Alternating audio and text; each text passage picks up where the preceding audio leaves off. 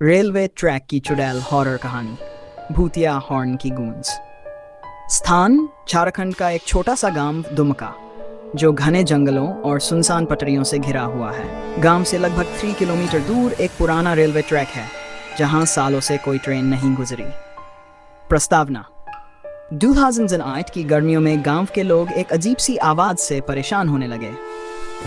रात के ठीक बजे एक तेज ट्रेन के हॉर्न की आवाज आती, लेकिन असल में कोई ट्रेन नहीं चलती थी। यह आवाज सिर्फ उसी सुनसान ट्रैक के पास सुनाई देती थी, जिसे लोग मृत ट्रैक कहते थे।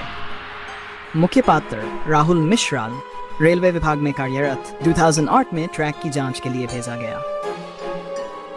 गौरी, गांव की एक लड़की जो इस चुड़ैल की सच्चाई जानती थी, एक रहस्यमयी और बदला लेने वाली आत्मा। कहते हैं कि यायान अंसएट में इसी रेलवे ट्रैक पर एक दर्दनाक हादसा हुआ था। एक लड़की चंपा, जो हर दिन अपने पिता को खाना देने रेलवे ट्रैक पार करती थी, एक दिन तेजी से आती ट्रेन की चपेट में आ गई। उसकी मौत दर्दनाक थी और तब से वो ट्रैक मानो उसकी आत्मा से बंध गया।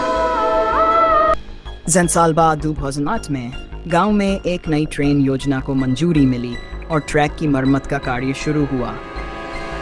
उसी दौरान हर रात बजे एक हॉर्न बजता था और लोगों ने एक सफ़ेद साड़ी में लड़की को ट्रैक पर घूमते देखा। राहुल, जो विभाग से निरीक्षण करने आया था, इन बातों पर विश्वास नहीं करता था। एक रात उसने ट्रैक पर कैमरा लगाया और छिपकर देखा। जैसे ही घड़ी ने 6 बजाए, एक तेज हॉर्न गूंजा और ट्रैक पर एक लड़की दिखाई दी। उसके चेहरे से खून टपक रहा था, आंखें लाल, और उसके मुंह से बस एक ही बात निकल रही थी: मुझे क्यों मारा? मेरी आत्मा को क्यों नहीं मुक्ति दी? राहुल डर के मारे कांप गया, लेकिन उसने हिम्मत करके गौरी से बात की। गौरी ने बताया कि चंपा की आत्मा को मोक्ष तब मिलेगा जब उसकी हड्डियों को गंगा में विसर्जित किया जाएगा। राहुल और गांव वालों ने मिलकर चंपा की अस्थियां खोजी और धार्मिक विधि से उन्हें गंगा में प्रवाहित किया। अंतिम दृश्य: उस रात के बाद कभी कोई हॉर्न नहीं सुना गया। रेलवे ट्रैक फिर से चालू हो गया और गांव में शांति लौट आई।